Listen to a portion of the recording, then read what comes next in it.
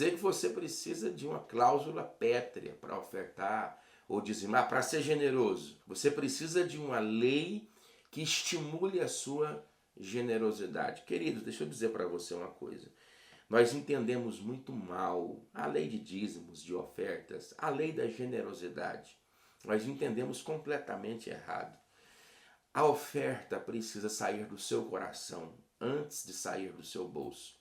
Lembra lá do Cordeiro Pascual? Ele era sacrificado no 14º dia do mês de Habib.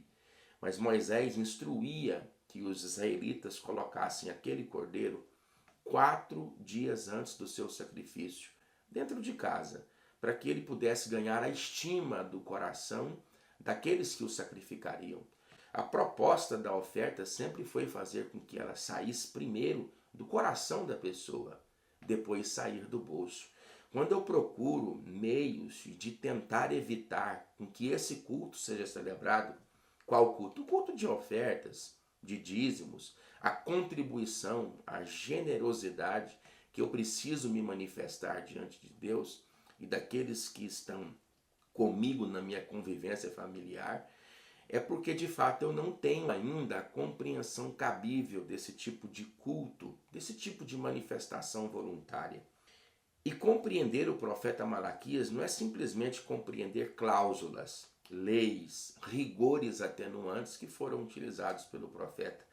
É preciso compreender a historicidade desse período para depois julgarmos o que Malaquias diz no capítulo 3, no versículo 10, ou passagens que são até mais severas do que esta, que eu vou estar lendo aqui hoje com você. Você precisa compreender que o templo havia sido destruído. Ele foi destruído em 3 fases. Em 605, em 597, mas a destruição do templo se dá em 586. A Babilônia destruiu praticamente toda a expectativa e religiosidade do templo que havia sido construído por Salomão. Até que Círio toma o governo do mundo de sua época, e de 538 a 521, Círio governa. Depois vem Dário, de 521 a 486. O governo específico destes 2 mandatários da Média e da Pérsia favoreceram muito o processo de reconstrução da casa de Deus em Jerusalém.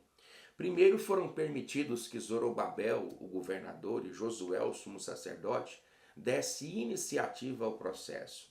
Em 538, ou um pouco antes disto, eles começaram esse processo de reconstrução, mas pararam. Pararam a reconstrução em 535. Veja, 15 anos depois, Deus levantou Ageu e disse: vocês não vão reconstruir mais a minha casa? Vocês estão morando em casas apaineladas, ou seja, em prédios, e minha casa está praticamente no chão. Deus esperou a voluntariedade do povo de Israel durante 15 anos e ninguém fez nada. Deus levantou Ageu. A proposta de Deus era fazer com que o povo simplesmente reconstruísse um templo. Eu acredito que a proposta de Deus era fazer com que o povo focasse nas questões espirituais, na religiosidade de sua época. Em 520, Deus levantou o profeta Ageu. Em 520 também levantou o profeta Zacarias. E os 2 fizeram pressão forte para que esse processo fosse de fato concluído. Depois chegaram mais 2 personagens. Em 458, Neemias, que trouxe as regras, os auspícios da lei, e o povo gosta de regra, na verdade. Depois veio Neemias em 444 para tapar as brechas dos muros da cidade, e Neemias conseguiu completar essa obra. Só que 85 anos depois, a obra já estava abandonada. Para dizer a verdade, o templo estava abandonado há 85 anos. 85 anos que os sacerdotes subiam para fazer os seus trabalhos sacrificiais e não havia mais culto, não havia mais sacrifício, não havia mais pureza.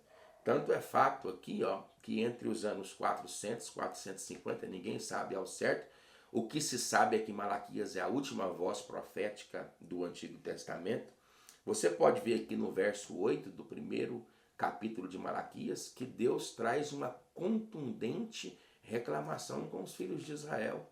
ao ponto de dizer que o que estavam trazendo à mesa do Senhor era imundo.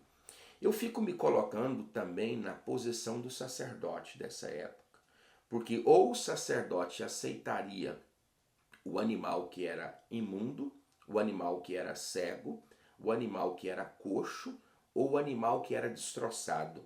Sabe que tipo de animal é o animal destroçado? É aquele animal que é violentado por um predador do campo, por um lobo, por um urso. E eles pegam aquele animal da boca do leão, do lobo, do urso, semi-morto, e aproveitam a oportunidade de trazê-lo para ser sacrificado ao Senhor. Veja como é distante a proposta deles, aqui dessa época, com a proposta que Deus havia estabelecido lá no Vaikra, no livro de Levíticos. É que a proposta da oferta saísse aqui, ó, de dentro do coração primeiro, para depois sair do bolso. De modo que eles traziam esse tipo de animal. O animal cego nasceu com defeito, esse vai para Deus. Não serve para mim, esse vai para Deus. Olha que proposta. Veja que proposta. Aí quando alguém lê Malaquias capítulo 3, versículo 10, eles acham ruim.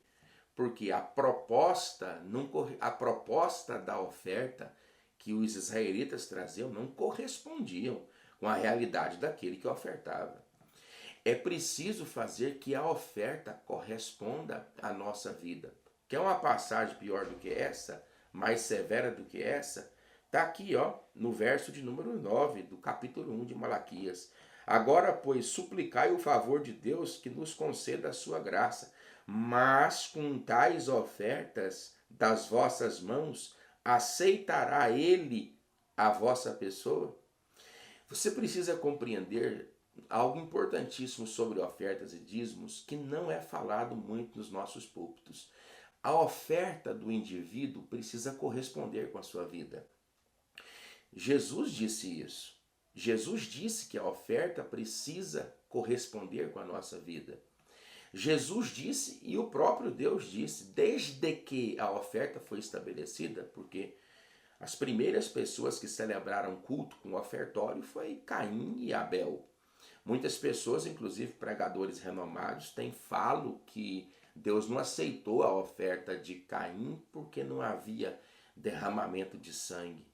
Porque sem derramamento de sangue não há remissão de pecado. Não. Existem várias ofertas do Antigo Testamento que são celebradas com cereal. A da semana, a da primícia. São festas que se celebram com cereal. Existem ofertas que se celebravam em cabanas, que é a festa do tabernáculo. Agora existem sim os sacrifícios corban, que são sacrifícios com derramamento de sangue, alguns queimados por completo, como olá, outros queimados parcialmente. São vários sacrifícios. Cada sacrifício tem o seu lugar, cada culto tem a sua propriedade específica. Deus não aceitou a oferta de Caim porque não correspondia com a sua vida. Por isso que tem aquela expressão, e atentou Deus a Caim primeiro e a sua oferta. Quando ele percebe que a oferta que ele traz não corresponde com a vida que ele vive, Deus rejeita. Por isso que a oferta de Abel foi aceita, porque ela foi selecionada das primícias do seu rebanho. É quando você seleciona, ora, o que você seleciona? Você seleciona alguma coisa que é prioritária, que é prioridade, que é específica, que possui caracteres específicos para o fim que você determinou. Eu vou trazer essa para Deus. Esta é para Deus. E para Deus eu quero dar o que eu possuo de melhor. Então a oferta precisa corresponder com a vida. Olha que texto pesado, ó. Vocês precisam que a graça de Deus seja concedida, mas com tais ofertas, dificilmente Deus atentará à vossa pessoa. É o que diz aqui no texto. A oferta precisa corresponder com a vida. Lembra que eu falei que Jesus tinha dito isso? Ele disse. Quando ele entrou no templo e viu a viúva ofertar moedinhas. A palavra do grego ali é lepton, moedas de menor valor. Mas o menor valor daquela mulher, em correspondência com a sua vida, era tudo que ela tinha. Os centavos da mulher diante de Deus talvez era maior do que um dízimo, uma oferta, uma contribuição milionária de alguém que é bilionário. Por quê? Porque aquilo não lhe faz falta. Então, a oferta precisa sair da vida da pessoa, do coração da pessoa, antes de sair do curral, de sair do bolso, de sair da conta bancária. A proposta de Deus é intencionalidade, não é regra. Qual é o filho mais louvado, mais aplaudido? Aquele que cumpre todos os requisitos de um filho sem o uso de regras? Ou aquele que você precisa ficar? Faz isso, faz aquilo outro. Você não fez. Por que você não fez? Você vai apanhar. Qual é o filho que é o mais louvado? O que faz sem ser cobrado? Qual era a exigência que Deus tinha com Adão e com Eva? Qual? Qual a exigência do Éden que havia? Nenhuma. A própria árvore do conhecimento do bem e do mal não era exigência. Era a oportunidade que eles tiveram para exercer o legítimo livre-arbítrio, ou seja, podendo servir a Deus, escolhendo fazer o mal. Então, você precisa entender que a oferta ela não precisa sair do seu bolso, sem que primeiro ela saia do seu coração. Olha aqui, você quer ver outra coisa pior? Ó? Pois maldito seja o enganador, que tendo um animal sadio, eu não disse para você, isso aqui é pior do que Malaquias 3,10, no seu rebanho, promete e oferece ao Senhor um defeituoso. Ainda usa aqui a terminologia prometer, eu prometo a Deus um animal defeituoso. É quando a intenção, você está vendo aqui, ele tem animais sadios, ele tem animais honestos, ele tem animais cabíveis, que a qualidade da oferta é proporcional ao requisito estabelecido, mas quando nasce um defeituoso, diz, mas eu vou levar esse. Essa oferta está saindo do curral. Oferta que sai do curral sem sair do coração não é oferta. Vai gastar carvão no altar. Se é que tinha carvão lá. Porque eu sou o grande rei, diz o Senhor dos Exércitos, o meu nome é terrível entre as nações.